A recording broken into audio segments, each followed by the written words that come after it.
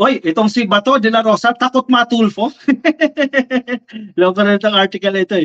Takot daw matulfo, kaya nag-sorry. Oy, tumiklop si Bato de la Rosa dito ha. Nag-sorry po si Bato kay Senator Raffy Tulfo kasi nag-walkout kahapon eh. Kung hindi nyo pa alam, no?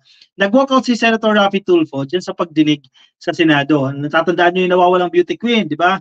Yung, pag-raid nila ng walang warrant. Yun, magkaibang issue yan ha. Yung pag-grade nila ng walang warrant. Base po sa pagtatanong ni Senator Raffy Tulfo, ano halata na nagsisinungaling ka coffee itong mga pulis na nandiyan dyan na iniimbestigahan.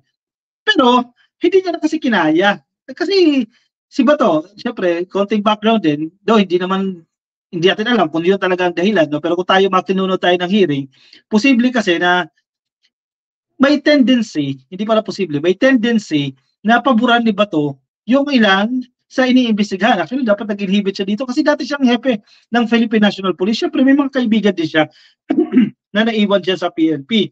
So, siyempre, ang obserbasyon din ng netizens, hindi ko alam kung ito rin yung pakiramdam o yung nangyari kay Senator Raffy Tulfo na parang binibaby itong mga police, no? So, parang sa tansya ng mga netizens, mukhang hindi tama itong investigasyon na to. And then, nag-walk out si Senator Raffy Tulfo dahil sa pagsisinungaling ng mga pulis. Yun naman yun eh. And malinaw naman yun. Sinabi niya rin naman mismo kung bakit siya alis. At nagpaalam naman siya. Hindi yung tatayo ka nilang lalayas siya. Nagpaalam siya sa chairman eh. Bilang respeto rin. Kasi yung chairperson dyan, si Bato de la Rosa, nagpaalam dyan si Senator Raffy Tulfo. And then after the hearing, medyo na-offend si Bato. Di ba? Live yan eh. Sinabi ni Bato na medyo pangit yan, kasama sa trabaho, nag-walk out. Di ba? And then, after the hearing mismo, matapos ang pagdinig, nagpunta raw sa lounge. Nandoon si Senator Raffy Tulfo eh. Nagpunta tong si Bato doon sa lounge at humingi ng sorry.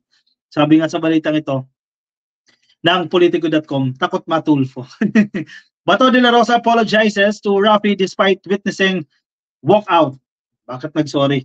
Which is tama lang din naman kasi mahirap yan. Hindi sila magkasundo. Nasa isang bubong sila eh, di ba? Para sila senador eh. Hindi sila magkasundo. Senator Ronald De La Rosa doesn't hold grudges against Senator Raffy Tulfo, even if the latter walked out of a Senate hearing he presided over the allegation that he was treating policemen with kid gloves. Ayan na. Sinabi pala sa article na ito. No? Yun kasi ang observation, parang pinapabura ni Bato itong mga iniimbestigahan ng mga police na yan.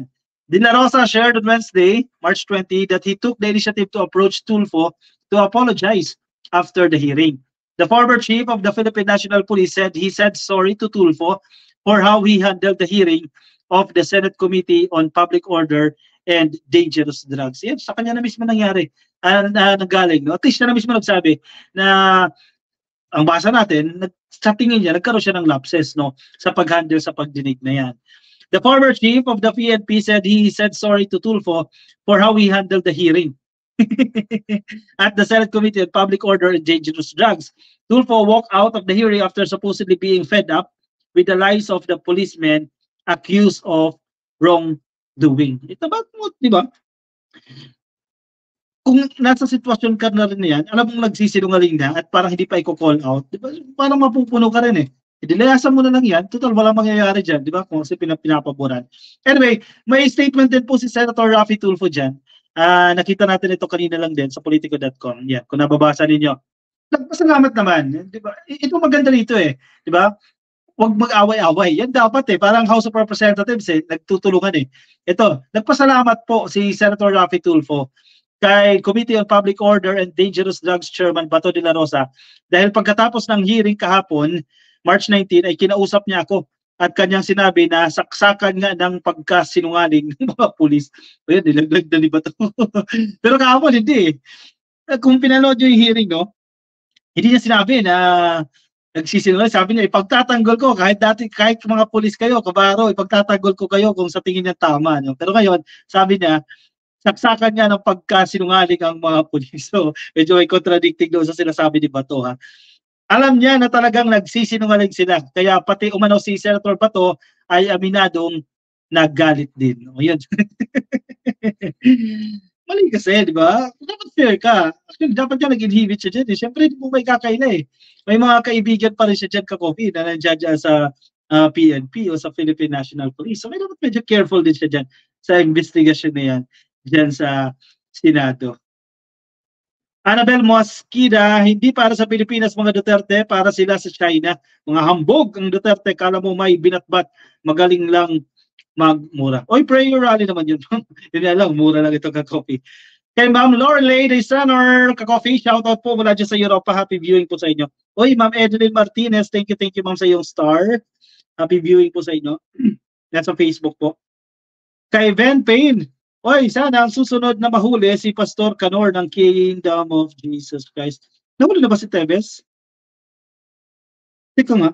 Tevez lang, ano? Tevez nahuli na. Sino sunod? Teka, hanapin ko nga.